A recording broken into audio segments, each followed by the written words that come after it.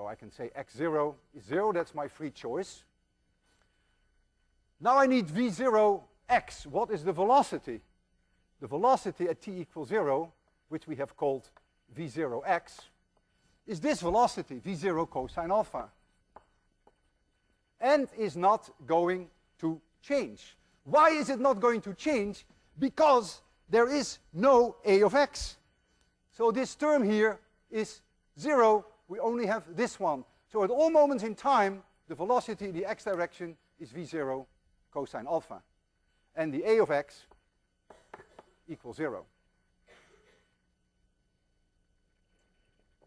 Now I want to do the same in the x direction for time t. Well, at time t, I look there at the first equation. There it is. x0 is 0. I know v0x, that is v0 cosine alpha. So x of t is v0 cosine alpha times t. But there is no acceleration, so that's it. What is vx of t? The velocity in the x direction at any moment in time. That is that equation. That is simply v0x. It is not changing in time because there is no acceleration. So the initial velocity at t0 is the same as t seconds later. And the acceleration is 0. Now we're going to do this for the y direction. And now you begin to see the gain for the decomposition. In the y direction, we change the x by a y. And so we do it first at t equals 0. So look there. This becomes y0, I call that 0. I can always call my origin 0. I get v0y times t. Well, v0y is this quantity, it's v0 sine alpha, v0 sine alpha. This is v0 sine alpha, that is the velocity at time 0, and this is 0. At time 0. This is 0 at time 0. What is the acceleration in the y direction at time 0? What is the acceleration? That has to do with gravity. There is no acceleration in the x direction, but you better believe it, there is one in the y direction. So only when we deal with the y equations does this acceleration come in. Not at all when we deal with the x direction. Well, if we call the acceleration due to gravity g equals plus 9.80, and I always call it g, what would be the acceleration in the y direction, given the fact that I call this increasing value of y? Minus 9.8, which I will also say, always call minus g, because my g is always positive.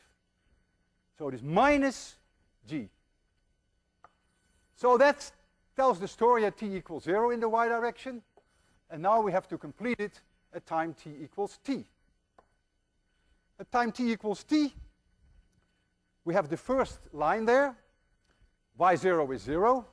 So we have y as a function of time. y0 is 0. So we don't have to work with that. Where is my? So this is 0.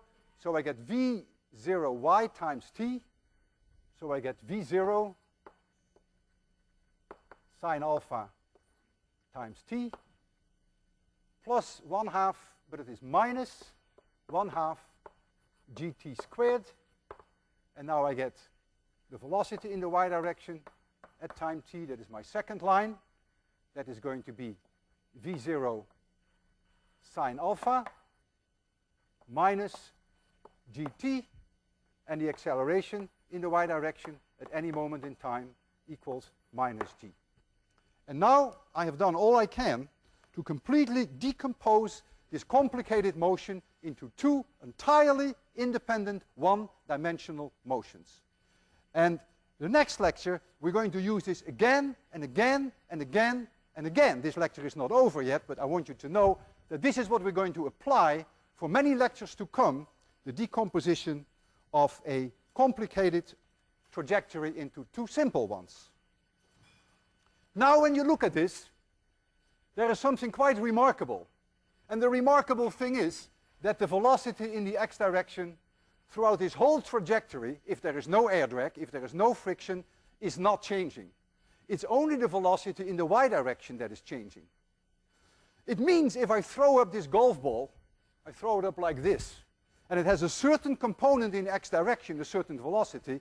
If I move myself with exactly that same velocity, with exactly the same horizontal velocity, I could catch the ball here. It would have to come back exactly in my hands. That is because there is only an acceleration in the y direction, but the motion in the y direction is completely independent of the x direction. The x direction doesn't even know what's going on in the y direction. In the x direction, if I throw an object like this, the x direction simply, very boringly, moves with a constant velocity. There is no time dependence.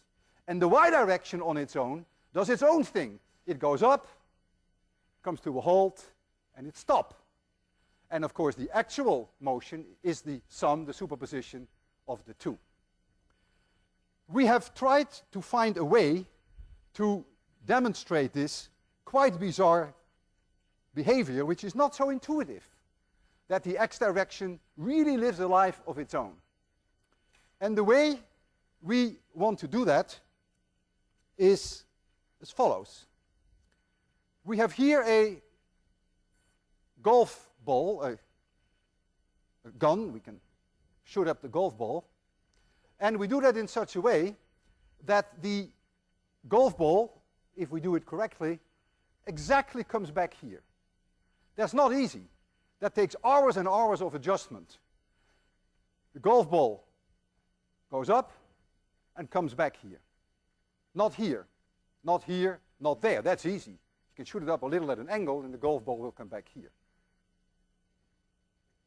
Once we have achieved that the golf ball will come back there, then I'm going to give this car a push.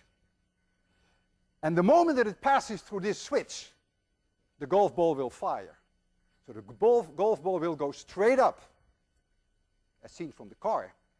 But it has a horizontal velocity, which is exactly the same horizontal velocity as the car. So the car are like my hands. As the golf ball goes like this, the car stays always exactly under the golf ball. Always exactly under the golf ball. And if all works well, the ball ends up exactly on the car again. Let me first show you, otherwise if that doesn't work, of course it's all over, that if we shoot the ball straight up, that it comes back here. If it doesn't do that, I don't even have to try this more complicated experiment. So here's the golf ball. I'm going to fire the gun now. Close. Close. Reasonably close. Well, since it's only reasonably close, perhaps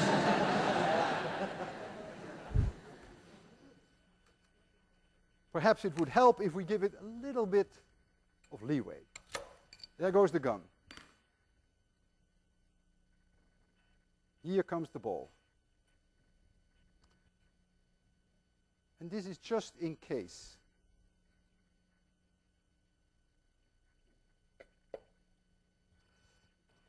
Tape it down. So as I'm going to push this now,